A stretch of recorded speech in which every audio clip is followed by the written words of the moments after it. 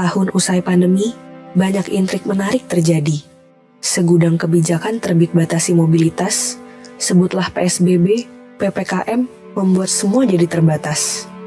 Setahun usai pandemi, resah PMI penularan tak kunjung henti. Beragam kebijakan diketatkan, berbagai alasan dikemukakan, stok darah PMI makin berkurang jadi hambatan. Tipisnya persediaan, dibarengi dengan banyaknya permintaan, sungguh makin menjadi keresahan.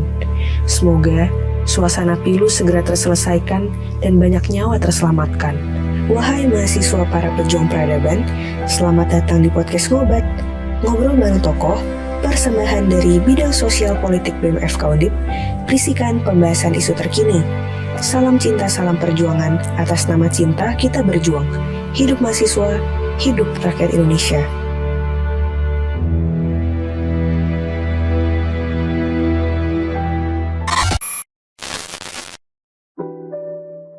Halo Medpips semua dimanapun kalian berada, semoga kalian dalam keadaan sehat di masa pandemi yang belum menunjukkan akhirnya nih. Pada kangen gini sama podcast Ngobat? Wah, aku sendiri sih kangen ya kak. Kalau nggak salah kan episode Ngobat terakhir tuh bulan September ya kak. Nah, akhirnya setelah sekian lama vakum, podcast Ngobat atau Ngobrol Bareng Toko nih hadir lagi. Iya ya, udah lama banget nih gak ngeluarin episode baru.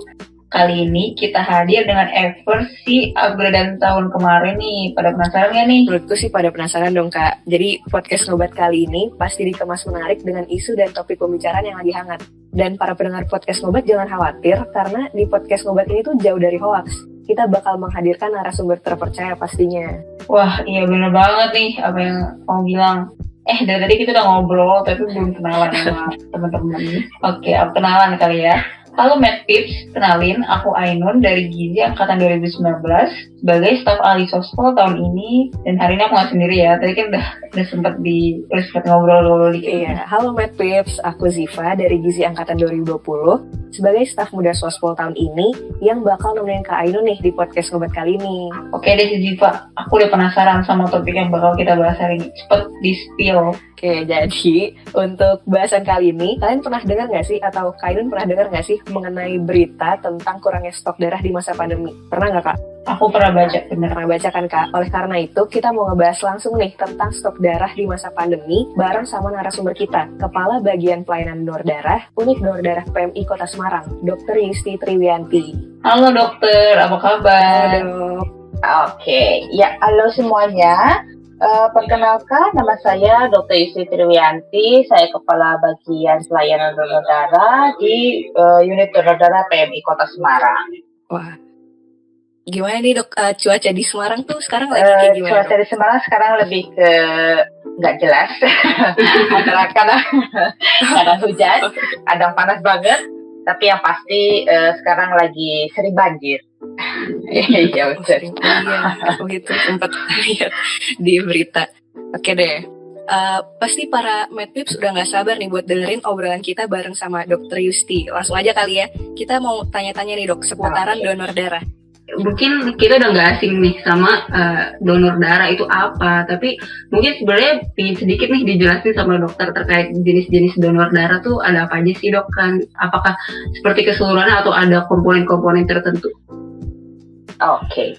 Jadi kan kita tahu bahwa yang namanya donor darah itu adalah memberikan darah dari orang yang sehat untuk diberikan kepada pasien yang sedang membutuhkan darah di rumah sakit. Nah, kemudian untuk jenis pengambilan darah itu ada dua macam, yaitu yang pertama adalah dengan pengambilan secara biasa atau manual, dan yang kedua adalah dengan menggunakan mesin atau sering kita sebut dengan aparesis. Nah, perbedaannya adalah kalau donor darah biasa itu kita mengambil seluruh komponen darah. Nah, jadi kita benar-benar mengambil sebanyak 350 sampai 400 cc darah. Nah, kemudian untuk aparesis sendiri itu metodenya sedikit berbeda karena menggunakan mesin.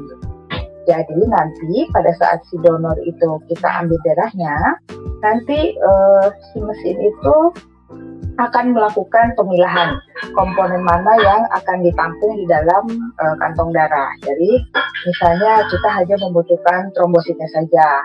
Nanti berarti komponen darah yang lain akan kembali lagi masuk ke dalam tubuh. Nah, kemudian atau misalnya kita untuk masa pandemi sekarang ini lebih banyak menggunakan plasma. Nah, maka plasma yang kita koleksi masuk ke dalam kantong, nah komponen darah lainnya akan kembali ke dalam tubuh gitu. Jadi itu ada dua perbedaan proses pengambilan.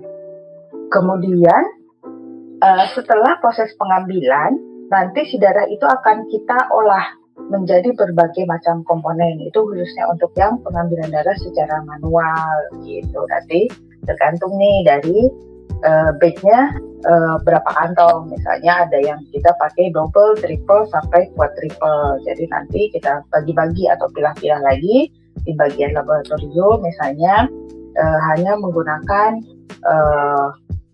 whole blood-nya saja, atau packed red cell-nya saja, atau trombositnya saja, atau plasmanya saja gitu.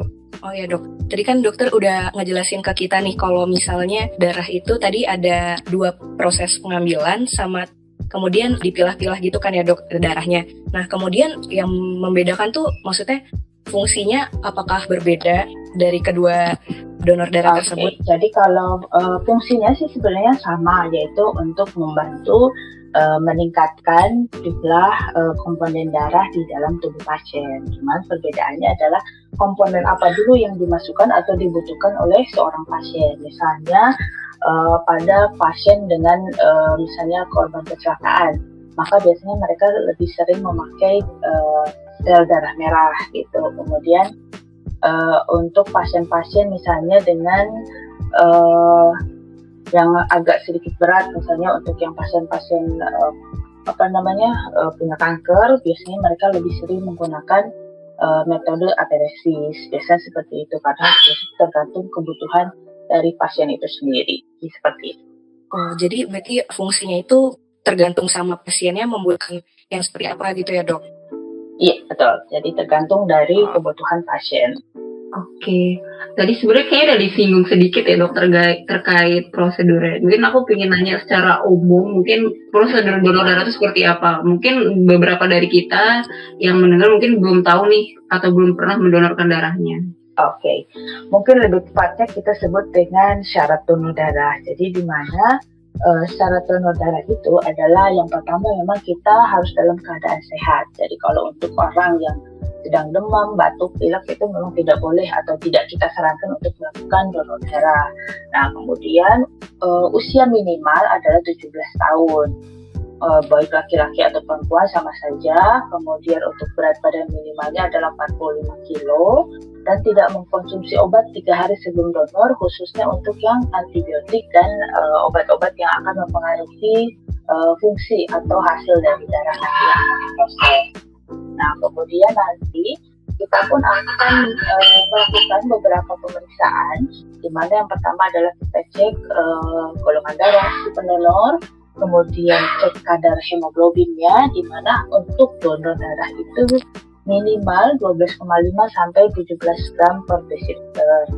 Nah, apabila nanti lolos setelah pemeriksaan HB, maka akan dilanjutkan dengan pemeriksaan tanda-tanda vital, misalnya untuk tensi, suhu, berat badan. Nah, nanti baru setelah itu akan diambil darahnya, seperti itu. Oke, berarti kalau misal tidak memenuhi syarat yang tadi dokter sebutkan, berarti tidak diperbolehkan ya dok? Iya, betul. Jadi itu istilahnya syarat mutlak untuk menjadi seorang pendonor gitu. Berarti selama pandemi ini prosedur donor darahnya itu berarti aman nggak sih dok? Ya, kita semenjak awal pandemi, kita dari pusat sudah melakukan beberapa penyesuaian alur donor, khususnya mengenai pencegahan penularan COVID-19, di mana biasanya kita kan tidak menyediakan hand sanitizer. Nah, sekarang kita harus menyediakan hand sanitizer. Jadi begitu pendonor datang, kita mempersilahkan pendonor untuk bisa bercuci tangan dengan sabun ataupun kita sediakan hand sanitizer yang dulu memang tidak pernah ada itu. Maksudnya dalam gedung itu hanya pada saat akan donor saja. Nah, kalau sekarang begitu masuk ke dalam ruangan atau ke dalam gedung kita memang sudah menyediakan hand sanitizer. Berarti kan itu sudah ada suatu pembaharuan alur donor pada saat pandemi. Kemudian kita pun melakukan pemeriksaan suhu tubuh donor yang biasanya memang kita lakukan pada saat pemeriksaan kesehatan atau pemeriksaan calon donor itu. Nah, biasanya hanya itu sekali, biasanya nanti jadinya 2 kali, karena pada saat masih kedua kita cek suhu tubuh itu. Kemudian kalau untuk proses-proses yang lainnya sih sama saja, mungkin lebih ke perlengkapan si petugas. Jadi dulu hanya menggunakan jas lab saja. Kalau sekarang kita harus memakai masker, kemudian memakai face shield, jadi lebih ke APD lengkap. Kemudian ruangan yang kita punya itu memang kita istilahnya melakukan sterilisasi atau desinfektan ruangan setiap hari pada saat sebelum kita mulai kegiatan donor. Itu aja beberapa modifikasi dari selama adanya pandemi ini. Jadi lebih aman ya dok terkait ininya prosedurnya. Iya betul, jadi lebih kompleks lagi. Jadi sama saja. Sebelumnya maaf dok, aku mau nanya tapi tentang HB nih dok. Jadi waktu itu aku sama temanku tuh mau donor kan, udah nyampe nih tempatnya. Kemudian cek HB nih, nah ternyata teman aku ini HB-nya rendah, jadi kan terpaksa nggak boleh donorkan ya dok. Nah jadi yang menyebabkan HB itu rendah, kemudian pengaruhnya dengan donor darah itu kenapa ya dok? Kenapa HB-nya rendah itu nggak boleh? Kemudian gimana kita cara mengantisipasinya gitu dok? Oke, jadi kalau istilahnya untuk pendonor, mengapa harus kita cek HB-nya? Itu pertama kita melihat kualitas dari darah calon pendonor itu sendiri. Nah, kenapa memang harus 12,5 sampai 17? Itu adalah batas yang nanti pada saat kita akan melakukan pemeriksaan di laboratorium, itu adalah darah yang memang atau istilahnya kualitas darahnya yang bagus itu kadar HB-nya adalah dalam range 12,5 sampai 17 gram per desiliter tadi. Walaupun sebenarnya untuk wanita contohnya kadar HB normal itu kan antara 11-12 minimal. Nah, kemudian untuk dewasa adalah minimalnya 12. Nah, kenapa harus naik dulu sampai 12,5? Karena pada saat pendonor itu melakukan donor darah, biasanya nanti kadar HB di dalam tubuh seseorang itu akan turun antara 0,5 sampai 1 gram per desiliter. Nah, jadi nanti pada saat misalnya ternyata HB-nya turun, itu masih dalam keadaan range yang normal. Nah, kenapa harus minimalnya adalah 12,5? Itu istilahnya kenapa harus minimalnya seperti itu. Nah, kemudian untuk kenapa misalnya nih, biasanya lebih sering pada pendonor wanita, kadar HB-nya itu biasanya rendah.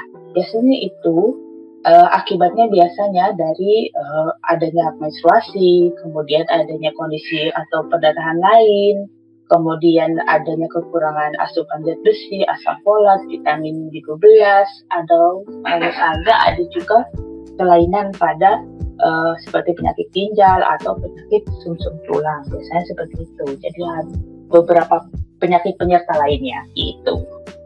Oh gitu dok. Jadi emang HB segitu itu untuk mengantisipasi penurunan HB ya dok, biar kualitas darahnya tuh tetap baik gitu ya dok? Iya betul. Jadi walaupun nanti setelah donor, walaupun masih ada pengurangan kadar HB di dalam tubuh pendonor, masih tetap dalam range yang normal gitu. Oh oke dok, terima kasih nih dok infonya. Nah masuk ke isu bahasan kita nih dok.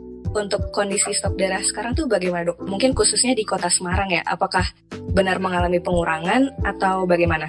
Iya, jadi kalau untuk kita di saat pandemi ini memang mengalami penurunan yang cukup signifikan, di mana pada saat hari-hari biasa itu kita bisa mengumpulkan dalam satu hari itu 300 sampai 350 kantong atau sekitar pengeluaran di loket permintaan darah itu antara 9.000 sampai 10.000 kantong. Nah, sedangkan pada saat pandemi, perolehan darah itu cukup signifikan. Kita biasanya hanya mendapat sekitar 100 sampai 200 kantong per harinya. Nah, di mana dari jumlah tersebut masih dapat kekurangan sekitar 60 sampai 70% dari jumlah atau stok normal, seperti itu. Jadi berarti apabila dibandingkan dengan kondisi sebelum pandemi, jumlah pendonornya itu emang berkurang drastis ya dok.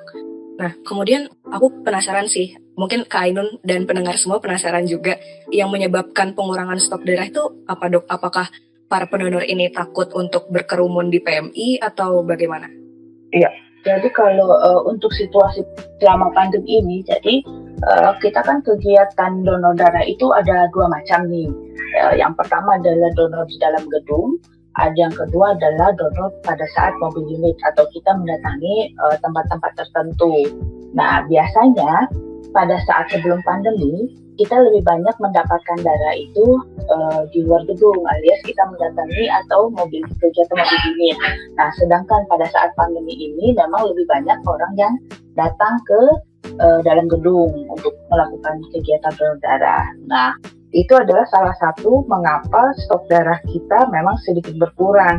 Karena selama pandemi, contohnya mungkin yang dirasakan semua orang bahwa sekolah libur, kampus libur, itu sangat-sangat mempengaruhi karena kita pun banyak sekali kan kampus, sekolah yang dulunya rajin atau rutin mengadakan donor 3 bulan sekali, ini sama sekali di stop gitu. Jadi bayangkan misalnya dari satu di Undip aja, misalnya dari satu fakultas, misalnya dalam setiap 3 bulan sekali mengadakan acara donor, kita dapat misalnya sehari 30 sampai 50 kantong. Nah, itu untuk dari satu fakultas aja misalnya seperti itu. Nah, sedangkan selama pandemi itu tidak mengadakan kegiatan donor. Nah, itu salah satu kenapa stok kita menjadi kurang. Nah, kemudian banyak juga seperti perusahaan yang ternyata selama pandemi ini tidak memproduksi, kemudian bahkan sampai ada pengurangan karyawan atau bahkan sampai tidak melakukan kegiatan lagi, atau misalnya karena tutup gitu misalnya. Nah, itu salah satunya juga yang menjadi kita kekurangan stok gitu. Bahkan untuk yang misalnya kantor-kantor swasta, kantor-kantor pemerintahan, mereka kan sering tuh sekarang mengadakan WFH.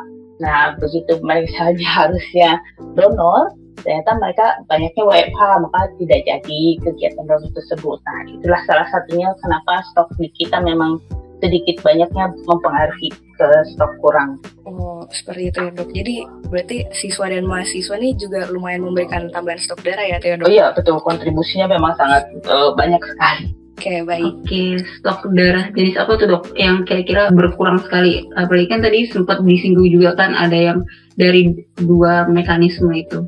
Lebih banyak sih memang kita lebih ke donor darah biasa ya, yang pengambilannya whole blood. Itu lebih banyak sekali karena kan kalau untuk yang metode aferesi sekarang terbantunya adalah dengan donor plasma gitu. Jadi lebih banyaknya memang yang donor dengan proses biasa. Kalau boleh tahu nih dok, yang paling banyak dibutuhkan sekarang tuh jenis apa dok? Kalau yang sekarang paling banyak dibutuhkan, sebenarnya bukan sekarang aja sih. Memang komponen yang paling sering dibutuhkan oleh pasien di rumah sakit adalah jenis PRC atau platelet cell. Nah, itu memang lebih sering dibutuhkan oleh pasien-pasien dibanding dengan komponen darah lainnya. Begitu ya dok. Aku sempat kepo-kepo nih dok di lamannya PMI Kota Semarang, terus aku melihat kayak di stoknya tuh ada warna merah gitu. Bagaimana sih PMI itu untuk dapat mengklasifikasikan ketika itu tuh dikatakan menipis? Oke. Jadi kalau kenapa misalnya pada saat kita share stok darah kita yang ada di kantor itu kenapa ada yang berwarna merah. Jadi warna merah atau yang warna yang dikatakan tidak aman stoknya itu biasanya stoknya minimal tidak ada atau kurang dari 4 hari ke depan. Nah, jadi itu ditandai dengan warna merah. Nah, kemudian minimalnya kita itu punya stok 900 kantong per harinya dari semua komponen. Nah, makanya pada saat ternyata ada beberapa komponen yang berwarna merah, berarti itu tandanya stoknya tidak aman. Seperti itu ya dok. Jadi memang sudah diantisipasi seperti itu. Iya, betul. Dok, dari pengurangan jumlah tadi tuh, kan berarti permintaannya itu tinggi, sedangkan supply-nya kan kurang gitu ya dok. Nah, prioritas pembagian darahnya itu gimana dok? Jadi selama memang pandemi atau selama stok kita dinyatakan tidak aman, jadi kita ada namanya sistem antrian. Jadi siapa yang antri duluan itulah yang akan mendapatkan darah paling duluan gitu pada saat stoknya memang ada. Jadi ada kalanya misalnya seperti sekarang ini stok golongan yang sedang kosong adalah stok golongan AB itu memang tidak atau apa ya, kita tidak mempunyai stok.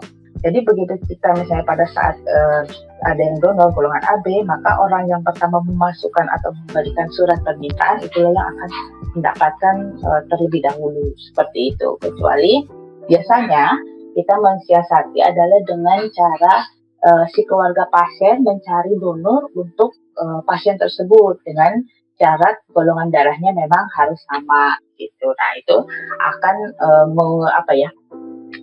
mempercepat untuk mendapatkan darah pasien yang sedang membutuhkan seperti itu. Oh, jadi cara pembagian darahnya itu ada dua ya, dengan emang harus ngantri dulu atau keluarga pasiennya yang mencarikan stok darahnya gitu ya dok? Iya betul. Kalau boleh tahu nih dok, permintaan paling banyak itu untuk apa dok? Apakah misalnya tadi ibu hamil yang melahirkan atau trauma kecelakaan atau apa dok? Biasanya sih kalau lebih banyak itu biasanya penyakit-penyakit yang mengalami perdarahan. Biasanya lebih seringnya untuk hal-hal tersebut. Misalnya untuk apalagi pasien-pasien yang thalassemia misalnya seperti itu. Mereka kan wajib membutuhkan darah, misalnya ada yang bahkan seminggu berapa kali gitu. Nah itu adalah menjadi prioritas utama untuk mendapatkan darah. Seperti itu. Jadi memang paling banyak adalah pasien-pasien yang dengan kelainan darah. Jadi paling banyak itu untuk pasien yang mengalami penyakit kelainan darah gitu ya dok? Iya betul.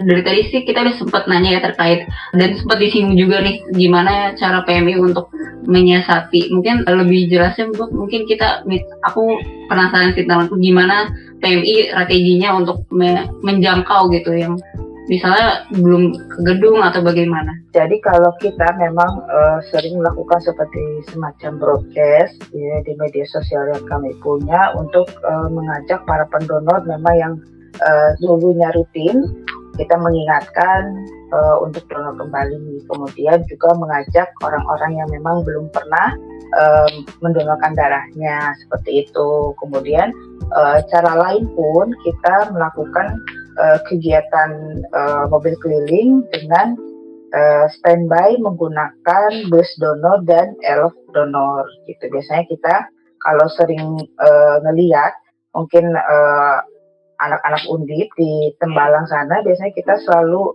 ada bis di depan gerbang Undip. Nah itu adalah salah satu cara kita menjaring para pendonor yang daerah sana untuk mendonorkan darahnya gitu. Jadi istilahnya kita melakukan jemput bola gitu. Kemudian cara yang ketiga adalah kita melakukan pendekatan kepada perusahaan, kemudian pemerintah untuk melakukan kegiatan donor darah. Jadi kita pun dulu pada saat awal pandemi kita melakukan mediasi kepada wali kota, gubernur untuk memberikan izin kepada kita untuk melakukan kegiatan donor darah, karena pada saat dulu awal mula adanya PSBB itu kan kegiatan masyarakat benar-benar di stop. Nah kita kan sedangkan kita di PMI kan nggak mungkin untuk melakukan stop pengambilan darah dari pendonor. Nah kita meminta izin, kemudian alhamdulillah diberikan, jadi kita masih tetap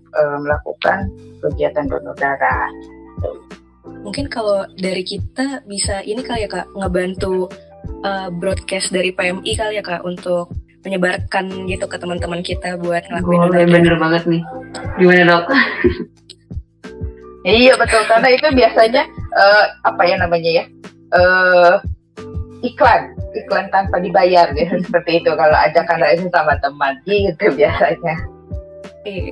Nanti tenang dok, nanti kita bantuin, kita promosi. Siap, boleh, dengan senang hati dibantu. Mungkin nanti setelah ngelihat iklannya nih, Tapi mungkin banyak dok yang masih ragu nih, apalagi mungkin takut jarum suntik atau sebagai macamnya gitu. Mungkin dokter bisa ngasih insight baru nih terkait apa sih manfaat kita untuk donor darah gitu. Iya, jadi kan manfaat donor darah itu sebenarnya banyak sekali, terutama kan kita bisa menolong orang lain yang membutuhkan darah kita, karena kan kita bisa tahu nih, misalnya untuk orang-orang kecelakaan lalu lintas ataupun melakukan pembedahan, bahkan misalnya pendarahan persalinan atau penyakit kelainan darah, itu semua kan membutuhkan bantuan dari siapapun yang memiliki darah, dan itu adalah bentuk salah satu sumbangsi tanpa harus mengeluarkan istilahnya uang seperti itu, karena kan darah semua orang pasti punya gitu. Nah, kemudian manfaat donor darah sendiri sebenarnya sangat banyak. Misalnya donor darah itu bisa mengurangi penyakit jantung. Nah, kenapa bisa seperti itu? Karena dengan donor darah itu otomatis sirkulasi darahnya itu menjadi lebih baik, sehingga jantung akan terlatih untuk terus memompa darah, sehingga dapat meningkatkan daya di dalam darah dan menjadikan tubuh lebih sehat. Tuh, jadi bisa mengurangi penyakit jantung. Kemudian manfaat yang lain adalah bisa membakar kalori. Nah, dengan 450 ml yang kita atau pendonor keluarkan, itu sama dengan kehilangan sekitar 650 kalori gitu. Jadi itu cukup membantu. Kemudian yang lainnya adalah menurunkan resiko kanker, di mana selain membakar kalori, kemudian si donor darah ini bisa menurunkan kanker, termasuk untuk seperti kanker hati, paru, kemudian kanker tenggorokan, seperti itu. Kemudian yang lainnya adalah bisa meningkatkan produksi darah, karena kan pada saat melakukan donor darah itu otomatis si pendonor akan memproduksi sisa darah yang baru. Nah, itu akan menjadikan tubuh tetap sehat dan bekerjanya lebih efisien gitu. Itu manfaat yang beberapa pendonor dapatkan. Dan yang lebih penting adalah dapat dilakukan pemeriksaan kesehatan secara gratis. Karena kan kita dicek nih setiap kali donor, kadar HB-nya berapa, tensi kita berapa. Kemudian kita pun akan mengetahui beberapa pemeriksaan di laboratorium khususnya untuk penyakit-penyakit yang menular lewat darah. Jadi ada 4 penyakit nih yang kita periksa untuk para pendonor. Ada hepatitis B, hepatitis C, HIV, juga sifilis. Nah, itu istilahnya kita berikan pemeriksaan kesehatan secara cuma-cuma kepada para pendonor yang datang, seperti itu. Wah, aku jujur kaget. Insight baru banget nih dok.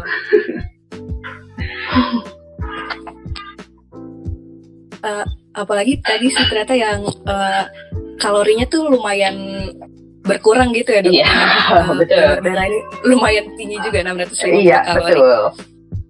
Oke. Nah, nih udah nggak kerasa nih dok, kita udah ke penghujung podcast Ngobat. Sebelum menutup episode ini, kayaknya nggak lengkap nih kalau kita belum mendengar closing statement dari Dr. Yusti terkait topik hari ini, biar para pendengar makin yakin nih dok buat jadi pendonor darah. Oke. Ya, jadi untuk semua orang yang memang sudah melakukan kegiatan donor secara rutin, saya mengucapkan banyak terima kasih karena sudah membantu kami untuk selalu menyediakan stok darah agar bisa digunakan oleh pasien yang membutuhkan. Nah, kemudian untuk yang memang belum pernah melakukan donor darah, monggo dicoba untuk melakukan kegiatan yang mulia ini, karena bagaimanapun darah kita sangat berguna untuk pasien yang sedang membutuhkan. Jadi jangan takut akan jarum, karena kita pun di PMI melakukan kegiatan dari awal sampai akhir benar-benar sudah terkontrol seperti itu. Jadi tidak usah takut akan jarum. Kemudian memang masih banyak masyarakat di luar sana yang belum mengetahui apa itu manfaat donor. Mudah-mudahan dengan adanya acara ini bisa membantu untuk memberi pengetahuan apa aja manfaat dari donor darah seperti itu. Amin. Jujur ini sih dok, aku kan belum rutin juga sih maksudnya mulai coba donor darah, dan jujur itu emang bikin ketagihan sih dok menurut aku buat donor darah. Kalau itu ketagihannya nggak apa-apa, itu ketagihannya itu kebaikan. Itu iya. Aku juga sama sih, aku juga udah pernah. Terus ya sebenarnya ketagihan, cuman ya karena pandemi aku jujur masih agak takut. Mungkin sekarang jadi gak takut lagi sekarang. Oke, banyak banget ya dari tadi kita dapat ilmu dan insight baru yang kita dapat nih dari Dr. Yusti. Semoga setelah dengar obrolan ini, para pendengar podcast tergerak nih buat untuk mendonorkan darahnya.